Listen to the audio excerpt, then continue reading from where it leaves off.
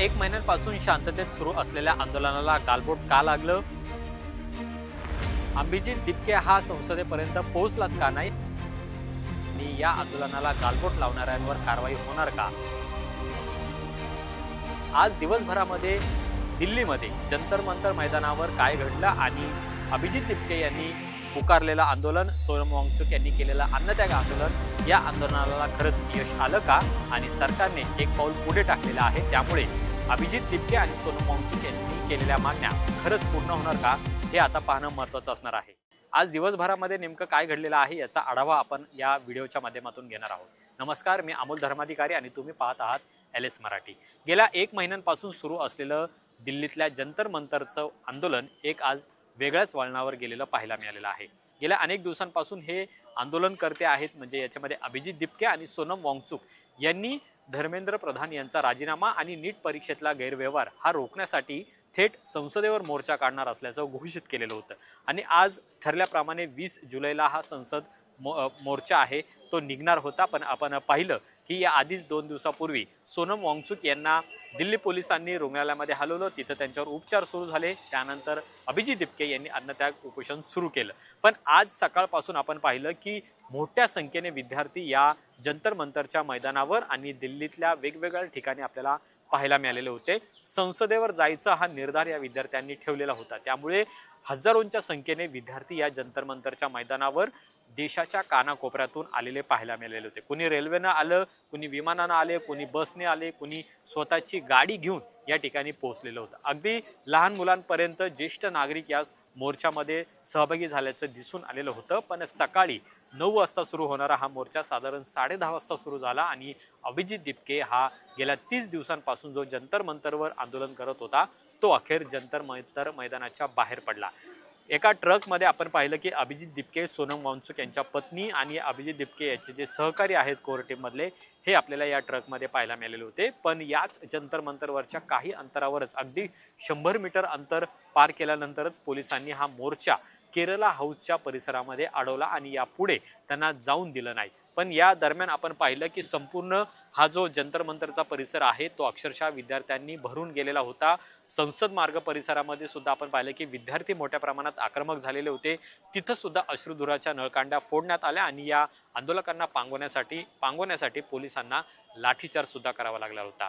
आपण पाहिलं की विजय चौक, इंडिया गेटचा परिसर असेल, संसद भवनाचा परिसर असेल, ली मेरिडियन हॉटेलमधला चौकाचा जो परिसर असेल, इथं वेगवेगळ्या ठिकाणी आंदोलकांनी आक्रमक भूमिका घेतलेली होती आणि हे आंदोलन हिंसक वळणावर अक्षरशः गेलेलं होतं. तिथं पोलिसांनी पोलीस बळाचा वापर केला, लाठीचार्ज केला, अश्रुधुराच्या नळकांड्या फोडल्या आणि आंदोलकांना पांगवलं सुद्धा.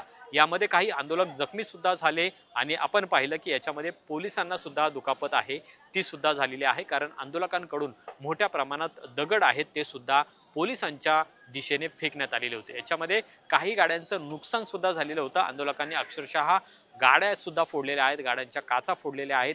एक खासदार जे 4 चाकीमधून या परिसरातून जात होते त्यांची गाडी सुद्धा पंक्चर करण्याचा प्रयत्न आहे तो आंदोलकांनी केलेला आहे. त्यानंतर आपण पाहिलं की या जंतर मंतर मैदानाच्या काही अंतरावरच अभिजित दिपके हा जो ट्रक मधून खरं तर संसद भवनाकडे निघालेला होता त्याला मात्र पोलिसांनी तिथं जाऊ दिलं नाही आणि तिथंच त्यांची गाडी आहे ती अडवलेली होती. अक्षरशः त्या गाडीची चावी सुद्धा काढून घेण्यात आली. तिथं जे साऊंड लावण्यात आलेले होते त्याच्या सुद्धा वायरी पोलिसांनी कट केल्या असा आरोप विद्यार्थ्यांनी केलेला आहे. त्यामुळे अभिजित दिपके हा संसदेपर्यंत पोहोचूच शकला नाही.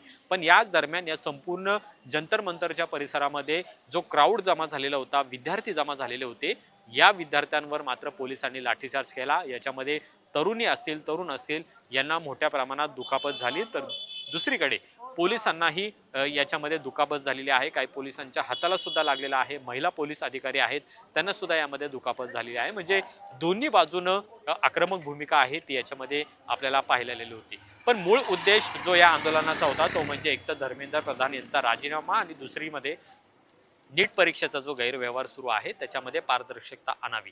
या संपूर्ण 30 दिवसाचं जे आंदोलन सुरू होतं आणि आज आपण पाहिलं की या आंदोलनाने एक रौद्र रूप घेतलेलं होतं. त्याची दखल सरकारने घेतली आणि एक पाऊल पुढे टाकलं, ज्याच्यामध्ये आपण पाहिलं की सरकारमधले JP नड्डा यांनी या CJPचं जे शिष्टमंडळ आहे यांच्याशी चर्चा केली। जवळपास 2 तास वाट पाहिल्यानंतर जे.पी. नड्डा आणि या शिष्टमंडळाची फक्त 10 मिनिटं चर्चा झाली आणि त्याच्यामध्ये त्यांनी काही आश्वासनं त्यांना दिली असं सांगितलं जात आहे। त्यानंतर हे आंदोलन आपण पाहिलं की सुरूच असलेलं पाहायला मिळते। सध्याही जंतर मंतरच्या परिसरामध्ये जे केरला हाऊस आहे त्या परिसरामध्ये अजूनही अभिजित दिपके आणि त्याचे सहकारी आहेत ते या ठिकाणी बसलेले आहेत। सध्या आंदोलकांची संख्या आहे ती कमी झालेली आहे, कारण की काल देशभरातून जे विद्यार्थी आलेले होते, संघटना वेगवेगळ्या आलेल्या होत्या, तरुण आलेले होते, ते मात्र आता माघारी फिरलेले आहेत आणि आता काही शेकडो विद्यार्थी आहेत ते सध्या या जंतर मंतरच्या परिसरामध्ये पाहायला मिळतात। मूळ उद्देश अभिजित दिपके याचा जो होता आणि सोनम वांगचुक यांचा होता तो खरंच सार्थ झालेला आहे का, हा सुद्धा एक प्रश्न आहे। दुसरीकडे या संपूर्ण आंदोलना दरम्यान विद्यार्थ्यांना लाठी खाव्या लागलेल्या आहेत, पण अभिजित दिपके हा मात्र या ट्रकवर बसूनच होता।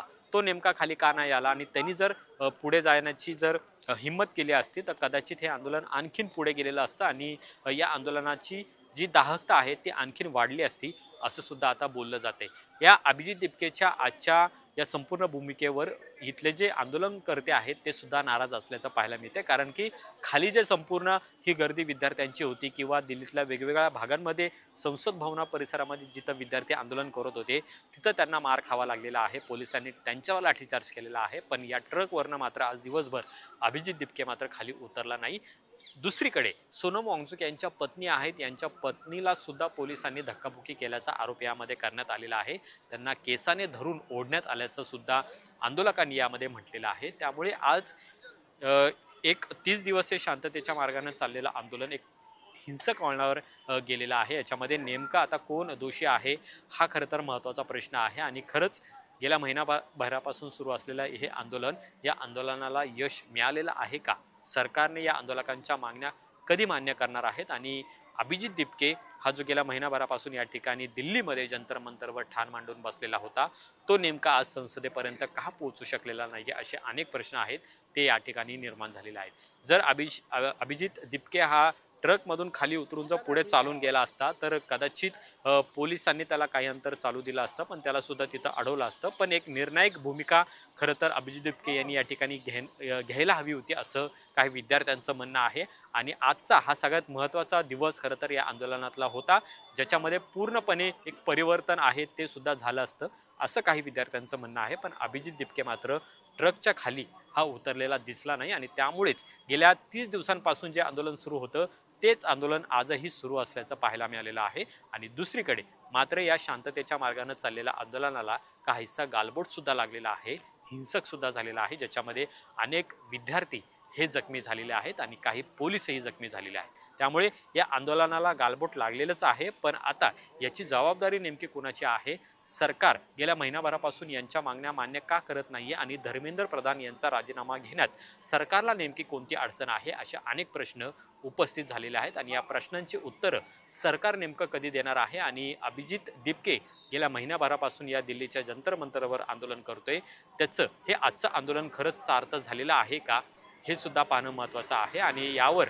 आता अभिजित दिपके नेमकी याची भूमिका काय मांडतो, तो नेमका पुढे चालत का गेला नाहीये, संसदेपर्यंत तो का पोहोचू शकलेला नाहीये, हे सुद्धा खरं तर विद्यार्थ्यांना याची उत्तरं हवी आहेत। त्यामुळे अभिजित दिपके यावर काय स्पष्टीकरण देतो हे पाहणं महत्त्वाचं आहे।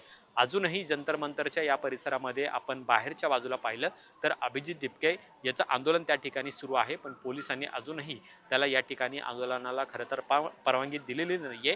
जंतर मंतर मैदानावर जे त्यांचं आंदोलन सुरू होतं तिथं त्यांचं आंदोलन गेल्या महिनाभर शांततेच्या मार्गाने सुरू असलेलं आपण पाहिलेलं आहे, पण आता ही परिस्थिती अशी झालेली आहे की दिवस संपत आलेला आहे, पण अजूनही कोणत्याही निर्णायक वळणावर हे आंदोलन संपलेलं नाहीये, त्यांच्या मागण्या पूर्ण झालेल्या नाहीयेत। उलट जे आंदोलन गेल्या महिनाभरापासून शांततेच्या मार्गाने सुरू होतं ते मात्र आज हिंसक वळणावर गेल्याचं दिसून आलेलं आहे, ज्याच्यामध्ये काही विद्यार्थ्यांना अक्षरशः मार खावा लागलेला आहे, कपडे त्यांचे फाटलेले आहेत आणि दुसरीकडे पोलीसही जखमी झालेले आहेत। त्यामुळे याच्यामध्ये नेमकं दोषी कोण आहे हे खरं तर शोधणं अतिशय महत्त्वाचं असणार आहे आणि त्या दोषींवर कारवाई सुद्धा होती का हे महत्त्वाचं आहे।